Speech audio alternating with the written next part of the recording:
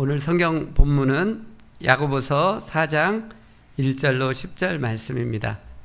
야고보서 4장 1절에서 10절 말씀입니다. 신약 야고보서 4장 1절에서 10절입니다. 제가 한 구절 읽고 여러분들이 한 구절 읽고 교독하시겠습니다. 너희 중에 싸움이 어디로부터 다툼이 어디로부터 나느냐? 너희 지체 중에서 싸우는 정욕으로부터 나는 것이 아니냐?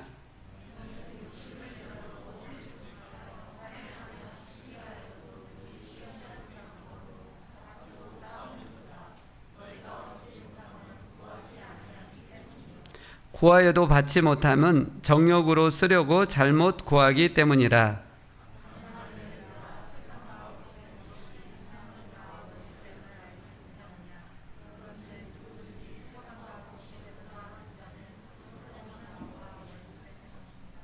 너희는 하나님이 우리 속에 거하게 하신 성령이 시기하기까지 사모한다 하신 말씀을 헛된 줄로 생각하느냐?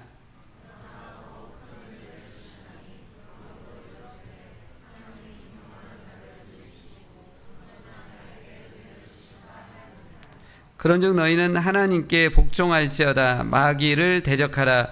그리하면 너희를 피하리라.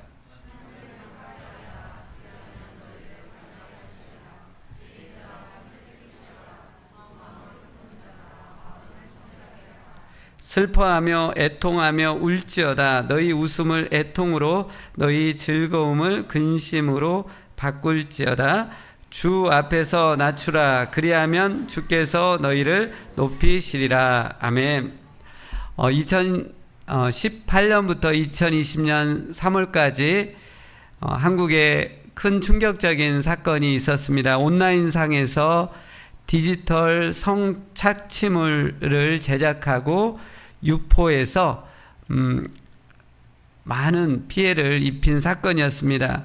엠번방과 박사방 같은 것을 만들어서 많은 피해 여성들을 일으켰고 많은 사람들을 악의 수렁으로 빠뜨린 사건이었습니다. 그 당시 피해 여성만 74명이었고 미성년자가 16명이나 포함되었다고 합니다. 이 일을 조직하고 주동했던 조주빈이라는 사람은 당시에 24세였고 30여 명의 사람들과 함께 공동으로 온라인으로 이런 방들을 운영하면서 이 여성들에게 고액 알바를 소개해 주겠다는 것을 유인해 가지고 성착취물 영상물을 만들어서 그때 회원만 1만 5천 명 정도 회원들에게 그 영상을 유포했고 그 영상을 본 사람들이 6만 명까지 최대에 이르렀다고 합니다. 결국 조주민이라는 사람은 검거가 되었고 47년 징역이라는 중형을 받게 되었습니다. 근데 이 조주빈이 2018년 온라인상에서 엠번방을 이렇게 접하기 전까지는 온라인으로 착취물에 대한 것들을 접하기 전까지는 지극히 평범한 청년이었다고 합니다. 그래서 조주빈이 엠번방과 박사방을 통해서 이렇게 많은 여성들을 착취하고 했다는 것을 알았을 때 주변 사람들은 크게 충격을 받았다고 합니다. 조주빈뿐만 아니라 성범죄자로 잡힌 거의 대부분의 사람들은 주변 사람들에게 극히 평범한 사람들로 인정을 받아서 충격을 받게 된 것을 볼 수 있습니다. 무엇이 평범했던 조주빈과 성범죄자들을 그토록 악한 범죄자로 또 폐륜하로 몰고 간 것일까요? 그들도 똑같은 평범한 청년이었고 사람이었는데 잘못된 악의 수렁에 무엇이 그렇게 끌고 들어간 것일까요? 오늘 성경 본문에는 그 해답이 말씀을 해주고 있습니다. 인간의 본성 안에 있는 정욕이 헤어나올 수 없는 깊은 악의 수렁으로 몰고 갔다라고 말씀을 해주고 있습니다. 그리고 이 악의 수렁으로 끌고 들어가는 정욕을 물리칠 수 있는 유일한 것은 하나님 은혜밖에는 없다라고 말씀하고 있습니다. 오늘 성경 말씀을 통해서 우리가 어떻게 우리 안에 악의 수렁으로 몰고 가는 이 정욕을 물리치고 승리할 수 있는지 오늘 말씀을 통해서 살펴보기를 원합니다. 첫째로 우리는 우리 안에 있는 정욕을 십자가에 못 박아 죽여야 합니다. 우리 안에 솟구쳐 오르는 정욕을, 잘못된 정욕을 십자가에 못 박아 죽여야만 합니다. 1절 말씀을 보시면 이 정욕이 교회 내에도 있다라고 합니다. 교회 내에 정욕대로 행했을 때 교회 내에 싸움과 다툼과 분열이 일어난다고 하고 있습니다. 교회 내에 일어나고 있는 싸움과 다툼의 근본 원인을 찾아보면 사람 안에 있는 정욕이라고 말씀하고 있습니다. 3절 말씀 보면 정욕을 품고 하나님께 기도해도 아무런 응답과 소용이 없다라고 말씀합니다. 이처럼 정욕이 개인의 삶과 교회 공동체를 수렁으로, 다툼으로, 분열로 이끌고 가는 것을 볼 수 있습니다. 그러면 정욕이라는 것이 헬라어 원어적으로 의미하는 것이 무엇일까요? 그것은 쾌락을 뜻합니다. 성경에서 정욕은 상황에 따라 여러 부정적인 의미를 갖고 있습니다. 육체의 정욕은 억제되지 않은 성적 욕망과 쾌락을 추구하는 것이 육체의 정욕입니다. 안목의 정욕과 이생의 자랑에 대한 정욕은 어떤 물건이나 명예를 탐내거나 갖고자 하는데 너무나 집착하는 욕망과 쾌락을 의미합니다. 그래서 사람이 이 정욕에 빠지게 되면 그 정욕이 주는 쾌락에 점점 함몰되어 가게 됩니다. 그리고 이게 깊이 빠져들어가는 것 가지고 중독이라고 합니다. 이 중독이라는 것은 특정 물질이나 어떤 행동에 대해서 조절 능력을 상실하는, 부정적인 것을 알매도 불구하고 그것을 절제하지 못하는, 그리고 그런 만성적인 이 중독이 뇌 질환이라고 합니다. 그리고 이거에 빠졌을 때 신체적, 정신적, 사회적 기능에 문제가 생겨서 도저히 통제 불능 상태에 가는 것이 중독인 것입니다. 중독에 빠지는 가장 큰 이유 중에 하나가 뭐냐면 그 중독된 일을 했을 때 그 순간에 주는 쾌락이 있다고 합니다. 중독에 빠진 일을 계속 하게 되면 뇌에서 쾌락을 주는 신경 전달 물질이 과도하게 분비됨으로 인해서 결국은 정상적인 뇌 기능을 할 수 없게 되고 통제력을 잃게 돼서 망가지는 것을 볼 수 있습니다.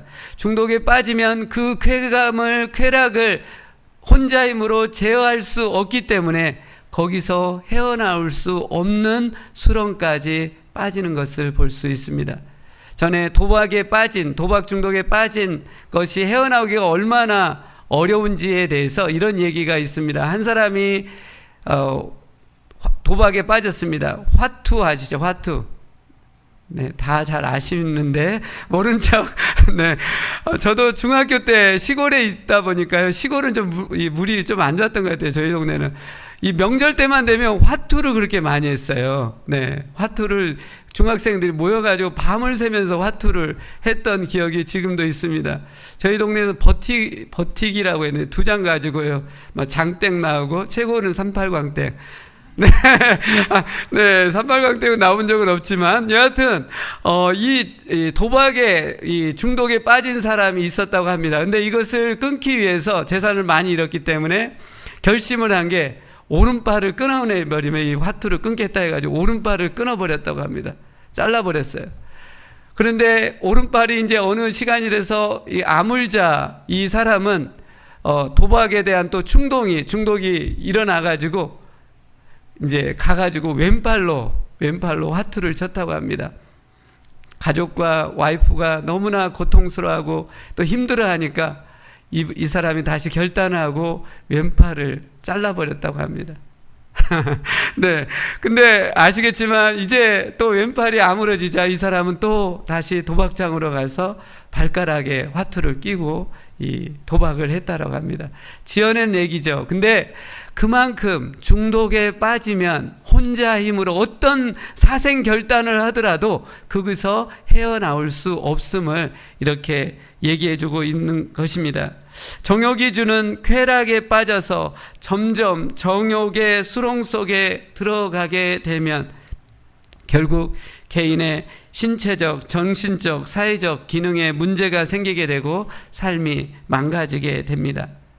교회에서도 마찬가지입니다. 교회가 정욕에 빠져서 자신과 자신이 속한 것에 유익에만 치우쳐서 나가게 되다 보면 자신이 많은 사람들로부터 얻게 되는 그 기분이 있어요. 그 쾌감. 그것을 고수하게 되면 교회는 일치, 화합을 깨지게 되고 한몸 공동체를 잃어버리게 됩니다. 정욕을 따라 어떤 일을 하게 되면 이 정욕이 주는 쾌락이 있는데 이것이 바로 이기적인 것이기 때문에 다툼과 분열이 일어날 수밖에 없습니다. 하지만 하나님의 말씀은 공의롭습니다. 하나님의 말씀, 하나님의 뜻은 공의롭고 공정하고 공평하기 때문에 모든 사람이 인정하게 됩니다. 그래서 하나님 말씀대로 나갈 때 화합이 일어나고 일치가 일어나고 한 몸으로 되어가는 것입니다. 그러게 우리가 교회에서 교회 생활을 할 때 교회가 흘러가는 방향이 뭐여야 되냐면 개인적인 욕망과 욕심을 향해서 나가는 것이 아니라 하나님의 말씀과 하나님의 뜻을 향하여 나갈 때 그때 교회가 한마음이 되고 일치가 되고 하나님의 역사가 일어나는 것을 보게 됩니다. 오늘 주보 보시면 칼럼에 보시면 우리 교회가 지난 주일 집사회를 통해서 우리 교회 건물과 또 시설에 대해 교회 리모델링을 하기로 결정을 하였습니다. 우리가 교회 건물을 크고 화려하게 짓는 것이 아니고 우리 교회 본당 건물이 35년이 되다 보니까 여기저기서 노후화가 생겨서 새롭게 교체해야 되는 상황입니다. 그리고 우리 교회가 캠퍼스 타운에 위치해 있기 때문에 젊은 세대, 젊은 청년들, 또 주일학교 학생들이 많이 오고 있는 상황이다 보니까 우리 교회가 그분들이 와서 편하게 예배드리고 모임할 수 있는 그런 환경들을 조성해야 앞으로 우리 교회 가운데 더 많은 또 열매들을 맺을 수 있기 때문에 이런 교회 리모델링을 하게 되는 상황입니다. 저는 이런 결정으로 가는 과정 속에서 하나님께서 역사하시는 것들을 이렇게 보면서 이 일은 하나님이 기뻐하시는 일이구나. 그리고 하나님께서 뭔가 큰 일을 행하실 것이구나 라는 확신이 들게 되었습니다. 3개월 전쯤에 제가 금요 예배 설교 때 그냥 살짝 우리 교회 창문이 열리지 않는다, 창틀을 좀 바꿔야 하는 게 필요합니다 라고 살짝 지나가면서 설교를 했는데 그 말씀을 마음에 이게 품고 여기저기서 상당수의 많은 분들이 건축헌금 이름으로 헌금을 모아주셨는데 그게 상당히 되고 제가 그때 좀 놀랬습니다. 그리고 두 번째 놀랬던 것은 지난달 우리 교회 원로 목사님께서 콜롬비아를 떠나시면서 건축헌금을 크게 해주고 가셨습니다. 보통 원로 목사님이 교회를 떠날 때 한 푼이라도 더 어떻게 해서 빼내려고 이렇게 하는데 원로 목사님이 떠나시면서 교회 리모델링을 하라고 건축헌금을 크게 한 것은 제 신앙생활 하면서 원로 목사님이 그렇게 하셨던 분을 본 적이 없습니다. 이건 저에게 굉장한 충격적인 사건이었습니다. 그리고 지난 주일 오후에 집사님들과 함께 회의를 가지면서 이 리모델링에 대한 것을 설명해 드리고 찬반 투표를 이렇게 했는데 그 투표에 참여했던 20명 전원이 우리 함께 교회 리모델링을 하자라고 그렇게 지지를 보내주셨습니다. 저는 이러한 일들이 인간의 힘으로 되는 것이 아니고 하나님께서 우리 교회를 보시고 기뻐하시겠구나. 그리고 새로운 분위기, 새로운 환경으로, 그래서 젊은 세대들, 젊은 청년들, 또 주일학교 학생들이 더 많은 것들을, 영적인 것들을 누리는 것이 하나님이 매우 기뻐하시겠구나 라는 확신을 갖게 되었습니다.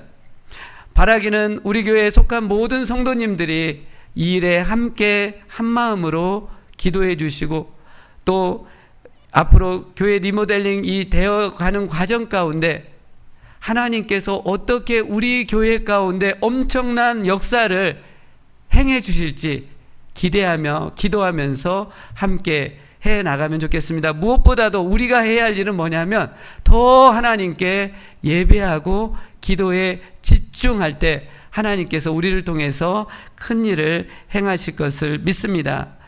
나를 통해서, 우리를 통해서, 교회를 통해서 하나님의 뜻이 이루어져야 돼요. 우리 교회 가운데 하나님의 뜻이 이루어져야 되는데, 문제는 뭐냐면 우리 가운데 정욕이 하나님의 뜻을 심하게 방해한다는 것입니다. 우리 가정에서 하나님의 뜻이 펼쳐질 때 하나님의 역사가 일어나는데, 문제는 내 안에 있는 정욕이 하나님의 뜻을 심하게 방해하고 있다라는 것입니다. 교회도 마찬가지입니다. 어떻게 우리는 우리 안에 내재해 있고 우리를 악의 수렁으로 끌고 가는 정욕을 물리칠 수가 있을까요? 갈라디아서 5장에 보면 우리는 정욕을 날마다 십자가에 못 박아 죽이라고 말씀하고 있습니다. 갈라디아서 5장 24절입니다.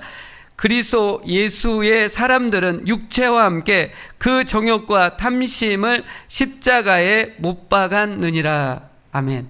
그리스도 예수의 사람이 누구입니까? 성도입니다. 우리입니다. 예배드리고 있는 우리 성도는 십자가에 달리신 예수님 그곳에 우리 육체와 함께 정욕과 탐심을 못 박을 것을 말씀해 주고 있어요. 여기서 못 박는다라는 동사가 현재 완료로 쓰여져 있습니다.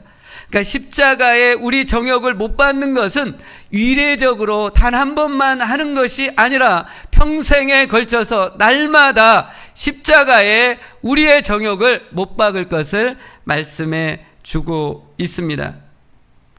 사랑하는 성도 여러분, 우리가 예수님을 믿어서도 우리 본성 안에 있는 이 악한 정욕은 사라지지 않고 여전히 우리 안에 있다가 쾌락과 욕망의 기회가 생기면 틈타고 일어나서 우리를 악을 짓게 하고 악의 수렁통으로 끌고 들어간다는 것입니다. 그렇기 때문에 우리 안에 정욕이 우리 마음에서 삐짓고 올라올 때 바로 그 순간 그 정욕을 십자가에 못 박아서 죽여야 한다는 것입니다. 지난 한 주간의 삶 가운데 여러분은 여러분 마음에 있는 정욕에 이끌려서 어떤 분노와 다툼과 욕심과 욕망을 향해 나가지는 않았습니까? 우리가 이 악한 정욕을 그대로 방치하게 두면 우리는 어느 순간에 습관적으로 분노를 냅니다. 습관적으로 욕망을 추구합니다. 습관적으로 중독적으로 쾌락을 추구하게 됩니다. 그때 오늘 야고보 4장 5절 말씀처럼 우리 안에 있는 성령님께서 심히 근심하게 됩니다. 우리가 우리 안에 있는 악한 정욕과 악한 쾌락을 향해서 습관적으로 중독적으로 분을 내고 쾌락을 추구할 때 성도인 우리 안에 있는 성령님께서 심히 근심하게 되죠. 성령님께서 우리 안에 근심하게 될 때 성령님께서 우리 마음을 만지지 못하기 때문에 우리 안에 불안과 또 영적인 생명력을 잃게 되는 삶이 주어지게 되는 것입니다. 그러기에 우리는 우리 안에 있는 악한 정욕이 우리 마음과 우리 삶을 장악하지 못하도록 날마다 십자가에 그 정욕을 못 박아 죽여야만 하는 것입니다. 순간 그 정욕 따라 가다가 그 수렁에 빠져서 인생이 망치고 삶이 망가지게 된 것을 볼 수 있습니다. 그럼 우리는 어떻게 우리 안에 있는 정욕을 십자가에 못 박아 죽일 수 있을까요? 어떻게 예수님의 그 십자가에 우리의 정욕을 못 박아 죽일 수 있을까요? 여기서 우리가 한 가지 알아야 되는 사실은 뭐냐면요, 예수님의 십자가는 과거 2000년에 한때 있었던 사건이 아니라는 거예요. 예수님의 십자가는 과거 한순간으로 끝나는 것이 아니라 지금도 현재적으로 우리의 죄를 씻어주는, 정결하게 하는 능력이 있다는 것, 그리고 예수님의 그 십자가는 악한 영과 세력을 물리치는 현재적인 능력이 있다는 것을 우리는 믿어야 한다는 사실입니다. 예수님의 십자가가 지금 현재 능력이 있고 살아있기 때문에 오늘 성경은 우리에게 예수님의 십자가에 우리의 육체와 정욕과 탐심을 현재적으로 계속 못 박아 죽이라고 말씀하고 있습니다. 우리는 믿음의 고백인 기도로 예수님의 십자가에 우리의 육체와 정욕과 탐심을 못 박아 죽일 수 있습니다. 우리가 하나님 앞에 우리의 육체와 우리의 정욕과 탐심을 못 박는다고 고백할 때 하나님은 그것을, 그 믿음의 고백을 인정하시고 들으시고 역사를 일으켜 주시는 것입니다. 여러분 마음에 분노와 욕심과 욕망의 정욕이 올라올 때 그 순간 그 분노를, 그 쾌락의 욕망을 십자가에 못 박는 기도를 해볼 수 있기를 원합니다. 이렇게 한번 해볼 수 있기를 원합니다. 주님, 이 시간 예수 그리스도의 십자가에 저의 죄악과 정욕을 물리치는 능력이 있음을 믿습니다. 제 마음에 일어나고 있는 분노와 욕심과 욕망의 정욕을 이 시간 예수님의 십자가에 못 박습니다. 예수님의 십자가의 보혈로 저의 정욕과 죄악을 깨끗하게 씻어 주셔서 악한 영이 틈타지 못하게 하시고 주의 영이신 성령님께서 제 마음을 평안과 기쁨으로 지켜주시고 인도해 주시옵소서. 예수님의 이름으로 기도합니다. 아멘. 우리가 날마다 우리 안에 있는 이 정욕이 올라올 때마다 이기적인 욕망과 욕심과 쾌락을 추구하는 것들이 습관적으로, 중독적으로 혹여나 올라온다고 한다면 예수님 앞에 이 정욕을 십자가에 못 박는 기도를 계속 평생에 걸쳐서 할 수 있기를 원합니다. 그때 우리 안에 있는 성령님께서 심히 기뻐하시고 역사하셔서 우리에게 놀라운 치유의 능력을 베풀어 주실 것입니다. 자유와 평강을 허락해 주실 것입니다. 두 번째로 우리가 어떻게 우리의 정욕을 물리치고 승리하는 삶으로 나갈 수가 있을까요? 오늘 성경은 우리는 더욱 큰 은혜를 받으라고 말씀하고 있습니다. 오늘 6절 말씀을 같이 한번 읽겠습니다. 4장 6절입니다. 시작. 그러나 더욱 큰 은혜를 주시나니 그러므로 일러스되 하나님이 교만한 자를 물리치시고 겸손한 자에게 은혜를 주신다 하였느니라. 아멘. 네, 우리 4장 1절에서 5절까지 내용을 보면 이 악한 정욕이 우리를 악의 수렁텅이로 이렇게 거세게 파도가 치듯 몰고 가고 있는 상황에서 어떻게 이 악의 정욕을 물리칠 수 있을까? 오늘 6절 말씀에 우리는 하나님으로부터 더 큰 은혜를 우리는 받아야 한다는 것입니다. 악의 세력이 거세지만 하나님이 주시는 그 은혜는 더 크고 놀랍기 때문에 더욱 큰 은혜를 받을 것을 말씀해 주고 있습니다. 근데 하나님은 어떤 사람에게 더욱 큰 은혜를 주실까요? 오늘 6절 말씀에 나오고 있습니다. 하나님은 교만한 자를 대적하십니다. 하지만 겸손한 자에게 더욱 큰 은혜를 주신다라고 말씀하고 있습니다. 그러면서 7절부터 겸손한 삶이 어떤 것인지를 보여주고 있습니다. 사랑하는 성도 여러분, 우리가 더 겸손해지면 하나님의 은혜는 더 크게 우리에게 주어진다는 것입니다. 하지만 우리가 교회 안에서 신앙생활할 때, 우리를 더 높여 올라갈 때 하나님의 은혜가 없게 됩니다. 그리고 하나님은 대적하고 물리치십니다. 오늘 이 예배를 드리면서 우리가 하나님 앞에 더 낮아질 수 있기를 원합니다. 그러면 하나님의 은혜는 역으로 더 넘치게 풍성하게 우리에게 주어져서 악한 정욕과 악한 영을 물리치고도 남을 그 능력과 힘을 준다는 것을 보여주고 있습니다. 우리가 겸손해야 되는데 오늘 성경에 겸손한 삶이 어떤 것인가를 또 설명을 해주고 있습니다. 7절 말씀 보면 하나님께 복종하라 말씀하고 있어요. 겸손한 사람은 어떤 사람입니까? 하나님께 복종하는 사람, 하나님 말씀에 두려워 떠는 사람. 우리 찬양에 있는 것처럼 하나님 말씀에 인생을 거는 사람, 하나님 말씀에 운명을 거는 사람이 겸손한 사람이라고 성경은 말씀해 주고 있습니다. 교만한 사람이 어떤 사람인가요? 하나님의 말씀에 별로 두려워하지 않은 거예요. 하나님의 말씀을 무시하고 하나님의 말씀을 외면하고 불순종하는 것, 이게 교만한 사람입니다. 저는 우리 교회 모든 성도님들이 하나님의 말씀에 두려워 떨고 그 하나님의 말씀이 떨어졌을 때 순종하려고 온 마음을 다하고 집중하는 그런 모습으로 나갈 수 있기를 원합니다. 그때 하나님의 풍성한 더 큰 은혜가 임하게 된다는 것입니다. 사랑하는 성도 여러분, 우리가 한 번뿐인 인생을 사는데 내 생각과 내 방법대로 인생을 살아가지 않으면 좋겠습니다. 지난 금요 예배 때 우리가 아브라함과 사라의 인생을 보면서 아브라함과 사라가 100년을 같이 살았어요. 한 30세 때 이렇게 살다가 이제 결혼했다가 100년을 이렇게 같이 사는데 근데 영원히 살 것 같았는데 사라가 갑자기 죽게 됩니다. 아브라함이 혼자 떠나보낸 사라 앞에서 처절하게 애통해하고 애곡하고 울게 됩니다. 사랑하는 이가, 사랑하는 아내가, 사랑하는 배우자가 영원히 함께 할 줄 알았는데 인생의 끝이 돌연 갑자기 찾아오는 것 앞에서 아브라함은 충격을 받고 애통해하고 눈물을 흘리게 됩니다. 우리 인생이 그렇습니다.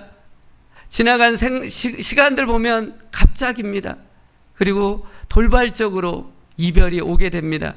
우리가 한 번뿐인 인생을 사는 데 있어서 내 생각과 내 계산과 내 방법대로가 아니라 한번 우주 만물을 지으신 하나님께, 그 하나님 말씀 앞에 여러분의 인생을 한번 걸어보면 어떻겠습니까?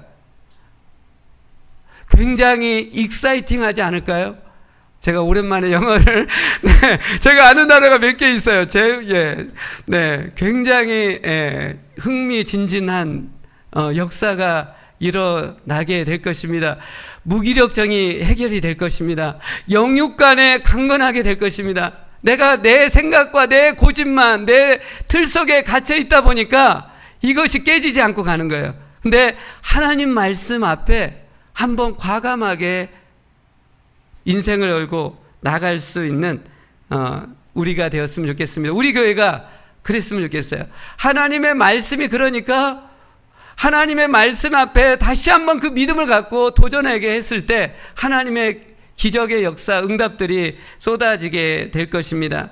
오늘 성경 말씀은 하나님의 말씀을 붙잡고 복종하는 자에게 능력이 주어지기 때문에 그 다음에 뭘 하냐면 7절 말씀 후반에 보면 마귀를 대적하라. 그러면 마귀가 피한다고 하고 있어요. 마귀를 대적하는, 물리치는 데까지 나가야 돼요. 하나님 말씀에 복종하고 능력을 받으면요, 어느 수준까지 되냐면 마귀하고 싸워서 물리치는 데까지 나가야 돼요. 우리가 그렇게 그리스도의 장성한 분량까지 강력한 군사로 성장하는 것을 하나님은 원하신다라는 것입니다. 마귀를 대적하십시오. 그리고 마귀를 물리치시기 바랍니다. 왜냐하면 성경에 보면 베드로전서 5장 8절입니다. 근신하라, 깨어라. 너희 대적 마귀가 우는 사자같이 두루 다니며 삼킬 자를 찾나니. 지금 마귀가 울면서 삼킬 자, 물어 뜯어 먹을 자를 이렇게 찾고 다닌다고 하고 있습니다. 그래서 우리가 마귀에게 농락을 당하면 안 돼요. 그러면 우리 삶이 망가지는 것입니다. 하지만 하나님의 말씀으로 능력을 입었을 때 우리는 마귀를 향해서 대적하고 물리치게 되는 그리스도의 강한 용사가 되는 것입니다. 저는 우리 교회 모든 성도님들이 하나님 말씀을 귀하게 여기고 복종함으로 하나님의 말씀의 능력에 힘입어서 여러분 가정과 여러분 일터와 여러분 교회 가운데 틈타고 있는 마귀를 향해서 하나님의 말씀으로 예수 그리스도의 이름으로 대적하고 물리치심으로 치유와 능력을 복을 경험할 수 있기를 간절히 바랍니다. 우리 교회 가운데 우리 교회 주변에 요즘에 개들이 이렇게 짖고 다니는 거 본 적 있으신가요? 개들이 짖고 다니고 있어요. 3마리가. 그래서 주일날은 아마 없을 거예요. 잘했는데. 근데 제가 그 개를 이게 대면했던 때가 한 3개월 전이었던 것 같아요. 저 식당문에서 나오는데 저 비전센터에 있는 잔디밭에서 누렁이 보신 적 있나요? 큰 누렁이 있죠. 누렁이가 저를 노려보고 아주 크게 개짖음을 하면서 저에게 달려오는 거예요. 그래서 제가 빨리 달려가가지고 열쇠로 제 차를 막 열려고 이렇게 했는데 누렁이가 개 짖고 오는데 두려워가지고 제가 이게 안 열리는 거예요. 그러니까 안 열려가지고 다시 식당문으로 와가지고 식당문을 여는데 이게 식당문 잘 열리거든요, 보통. 근데 이게 긴장이 돼서 그런지 열리지 않은 거예요. 누렁이는 짖고 저한테 달려오고. 그래가지고 제가 식당문 옆에 있는 그 테이블이 있잖아요. 그 체면 구기면서 그 테이블로 올라가가지고 이게 구조를 요청했더니 그 초등학교 저쪽 그 미국 저쪽 집에 있는 그 초등학생 여자애가 4학년 먹은 4학년 여학생이 저한테 와가지고 걱정하지 말라고 뭐라 그래가지고 네 체면이 확 구겼어요. 구겨졌는데 그러다가 한 달쯤 지났을까요? 여자 집사님들이 식당에서 요리를 하고 이렇게 나오시는데 캄캄했어요. 좀 날씨 저녁 때쯤이었는데 또 그 누렁이가 짖고 이렇게 오는 거예요. 여집사님도 이제 나오려고 하는 그 순간에 그때 제가 딱 들었던 생각이 뭐냐면 나 우리 교회 담임 목사지. 진짜 우리 교회 담임 목사라는 의식이 확 들어왔어요. 내가 우리 교회 여집사님들 지켜야겠다. 진짜요. 그래가지고 누렁이가 오는데 한번 저도 소리를 치면서 그 누렁이한테 달려갔어요. 그러니까 누렁이가 꼬리를 내렸는지 모르겠어요. 하여튼 꼬리를 내리고 자기 집으로 이렇게 가버리더라고요. 그래서 제가 이제 이 승기를 잡았어요.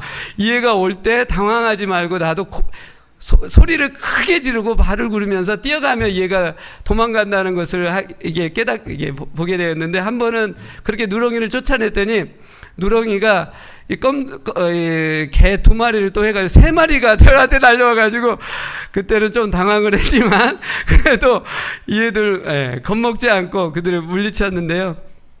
여하튼 제가 하려고 하는 포인트는 뭐였냐면 또 지난주에 한번 사건이 있었어요. 새벽 예배 드리려고 하는데 반주자께서 이제 차에서 내리려고 하는데 그 새벽에는 잘 안 나타나는데 누렁이가 그 반주자 차 있는 데에서 막 짖고 막 난리를 치었길래 그때는 너무 화나가지고 제 아들을 대동해가지고 둘이서 이 작대기를 들고 큰 막대기를 들고는 그 개를 향해서 막 소리를 치고 멀리까지 그냥 내쫓아 버렸어요.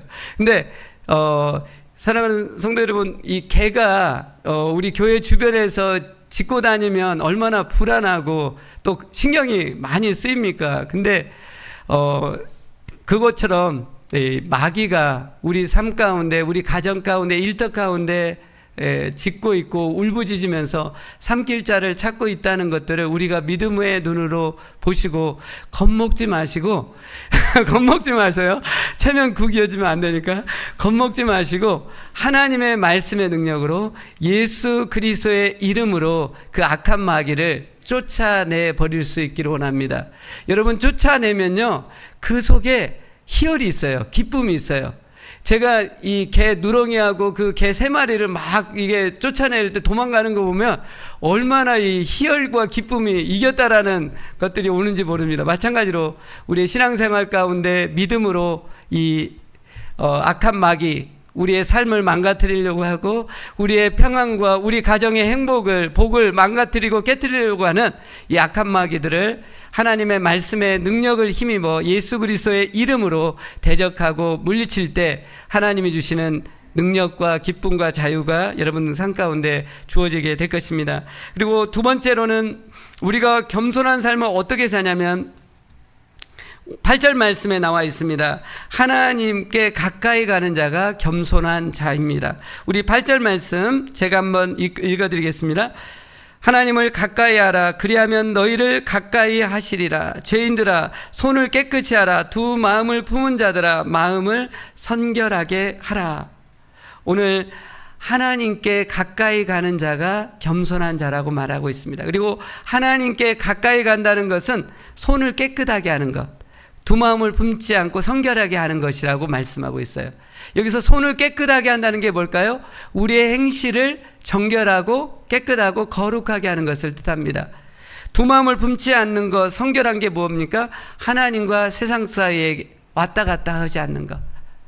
진짜 예수 그리스도를 나의 주인으로 모셨다고 한다면 세상의 것들을 단호하게 끊어버릴 수 있는, 한 마음으로 집중해서 예수 그리스도를 바라볼 수 있는 여러분들이 될 수 있기를 원합니다. 저도 대학교 1학년 때 예수님을 믿었습니다. 그리고 대학교 1학년 때 예수님을 믿기 전에는 제가 술을 먹는데 3번 필름이 끊길 때까지 먹은 적이 있어요. 3번. 먹으면 필름이 끊긴 거예요. 안 먹으면 안 먹지, 먹으면 끊기는 데까지 나갔어요. 근데 예수님을 믿고 나서는 지난 대학교 1학년 때부터 지금까지 술을 끊어버렸어요.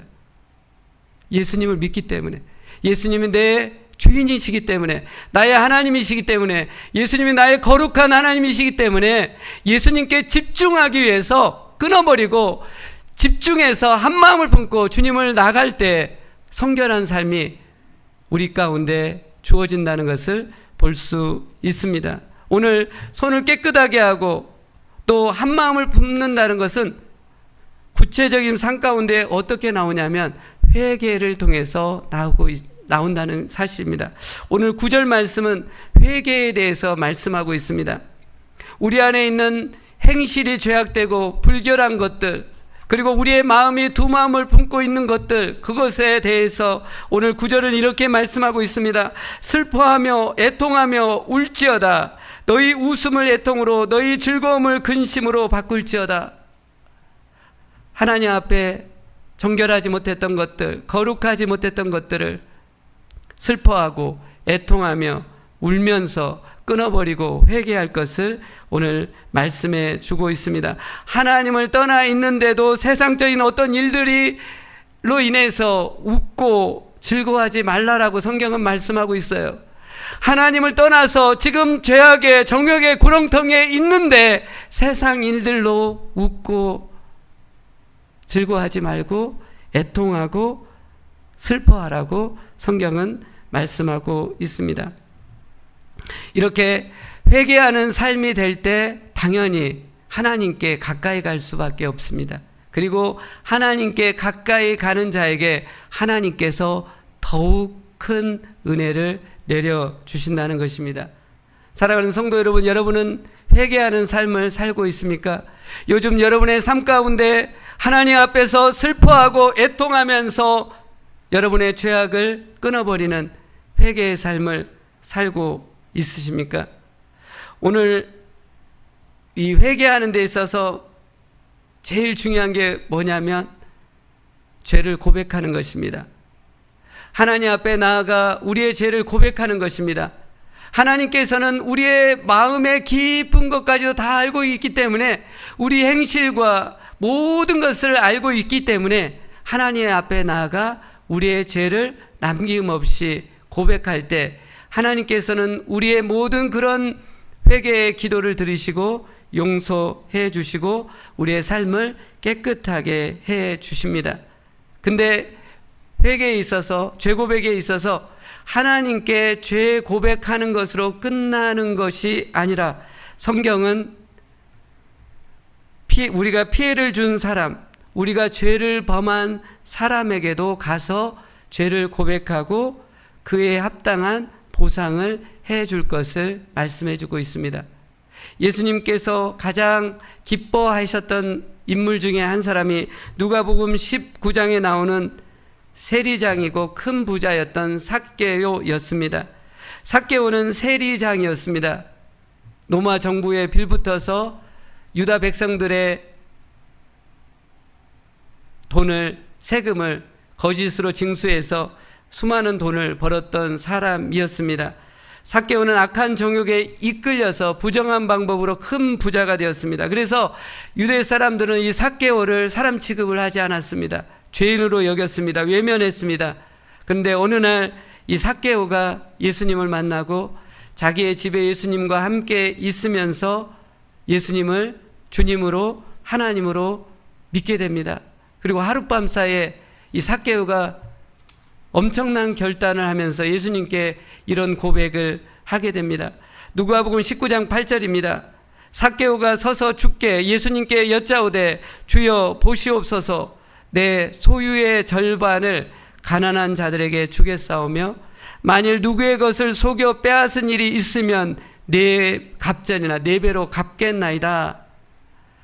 삭개오는 예수님을 믿고 나서 예수님께만 죄를 고백한 것이 아니었습니다. 삭개오는 그동안 사람들을 착취하고 거짓말로 해서 돈을 빼냈던 것들을 다 인정하며 그 사람들에게 죄를 고백한 뿐만 아니라 그거에 합당하게 4배로 보상을 해 주겠다라고 하고 있습니다. 예수님께서 이렇게 변화된 삭개오를 보면서 얼마나 기뻐하고 감격해 했겠습니까?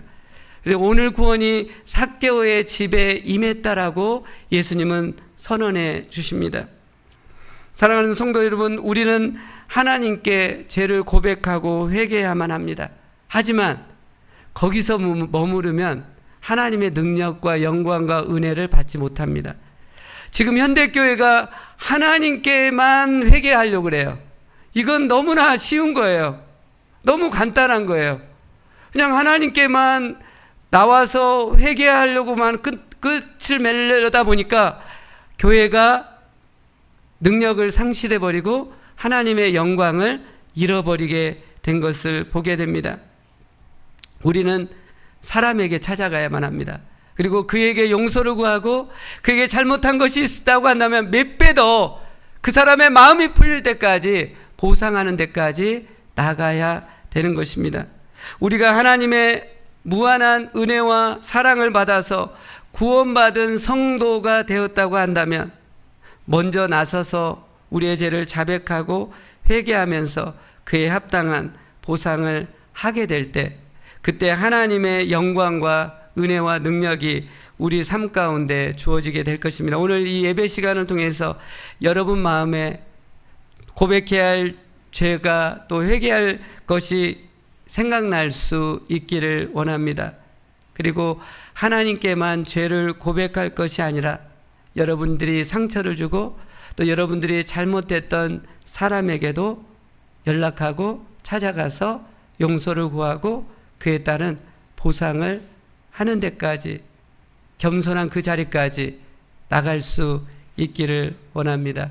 지난 금요일 예배 때 제가 설교 가운데 후회 없는 사랑을 이렇게 해야겠다라는 그런 고백을 하면서 한국에 계시는 장이러는 장모님에게 연락을 하고 사랑을 고백해야겠다고 했고, 또 목요일 날 떠난 그 달라스로 가버린 저희 첫째에게도 전화를 해서 사랑을 고백해야겠다라는 이 것들을 설교를 하다가 이렇게 나눴습니다. 그래서 돌아가면 하겠다고 했는데 집에 가니까 순간 내가 왜 해야지 라는 생각이 들었어요. 근데 예배하다가 또 설교 때 또 하나님 앞에서 그렇게 결단했기 때문에 해야겠다라는 용기가 생겼습니다. 그래서 한국에 밤 11시 넘어서 한국에 계시는 장모님에게 전화를 했습니다.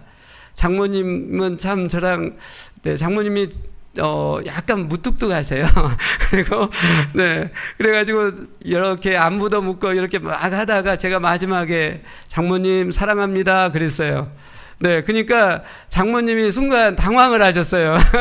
네, 그래서 장모님이 또 연세가 많으시고 무뚝뚝하다 보니까, 장모님의 이제 스타일대로 나온 게 뭐였냐면, 제가 장모님 사랑합니다 2차례 이렇게 하니까 장모님이 한다는 말씀이 뭐였냐면, 나도 그러더라고요. 나도. 네, 근데 서로 뭉클함이 이렇게 전달이 되었어요. 근데 끝나고 나서 또 용기를 내가지고 달라스에 있는 아들에게 전화를 했더니 아들이 너무나 신나는 것이라 기분이 좀 그랬어요. 부모님을 떠났으면 좀 약간은 그럴 분위기인데 너무 신나하고, 그래 알고 봤더니 지금 그 교회가 2박 3일로 수련회를 하는 중이어가지고 아마 자매들하고 지금 뭐 네, 기도하는 거 하여튼 너무나 신난 분위기, 그런 그 느낌을 받아가지고 하다가 쭉쭉 얘기하다가 너 2달 반 있는데 아빠가 무뚝뚝하고 그래서 너무 미안하다 하면서 마지막에 아들아 아우 죄송합니다. 아우, 아들아 뭐 사랑한다라는 그 고백을 이렇게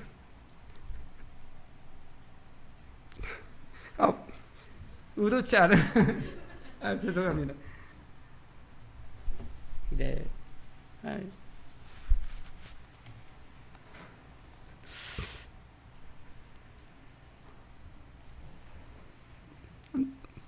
뭐 이제 곧 보게 되는데요. 겨울방학 되면 저는 이렇게 하면서 우리 교회 가운데 자녀분들 이렇게 헤어지고 이렇게 멀리 떨어져 있는 분들이 여러 명 생각이 났어요. 그 집사님들 마음은 어떠실까? 조금이라도 더 위로해드리고 기도해야겠다라는 생각을 이렇게 갖게 되었습니다. 그래서 또 어제는 이제 뭐 하여튼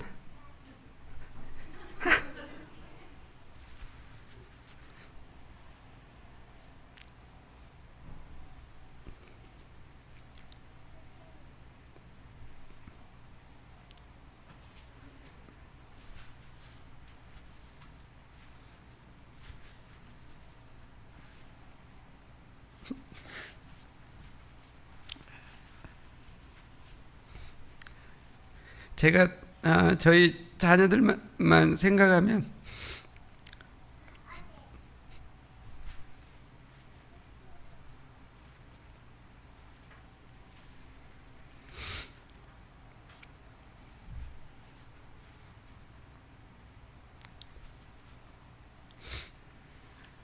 중국에서 선교할 때 좀 어려운 부분들이 좀 많이 있었어요. 그러다 보니까 우리 자녀들이 6살, 4살 때 중국 하얼빈, 중국에서 가장 추운 지역에 가서 7년간 사역하는 동안 정말 너무나 이게 저희는 선교에 대한 불타는 마음으로 갔지만 자녀들은 그런 거 없이 이렇게 가가지고 여러 고생들 많이 했는데 늘 그런 죄송한 마음들, 미안한 마음들이 이제 자녀들 생각하면 이렇게 오는데 오늘 또 좀 그런 마음들이 좀 생긴 것 같습니다. 여하튼 어제 밤에 아들한테 사랑한다라고 이렇게 고백을 하니까 아들도 아빠가 좀 이상해졌나. 여하튼 근데 그 속에 느껴지는 것은 이렇게 서로 뭉클하게 감동을 받고 있는 것들이 전해지게 되었습니다. 우리가 하나님께만 고백할 것이 아니라 또 잘못하고 또 상처 주었던 사람들에게도 연락을 해서 정중하게 용서를 구하고 또 보상해주고 또 사랑한다라는 그 고백으로 나갈 때 하나님께서 그것을 기뻐하시고 또 겸손히 여기시고 더 큰 은혜를 부어주신다는 사실입니다. 우리의 만남이라는 것이 영원할 것 같지만 이별은 생각보다 빠르게 오고 갑작스럽게 우리에게 주어집니다. 후회 없는 사랑을 하기 위해서 오늘 지금 여러분 가까이 있는 사람들에게 용서를 구하시고 사랑한다라고 해주시고 잘해왔다라고 너무나 소중하다고 더 많이 더 고백하고 나갈 수 있기를 원합니다. 그리고 그렇게 할 때 하나님께 더 가까이 가는 거고 하나님의 은혜가 여러분들 삶 가운데 주어지게 될 것입니다. 이 시간 함께 기도하기를 원합니다.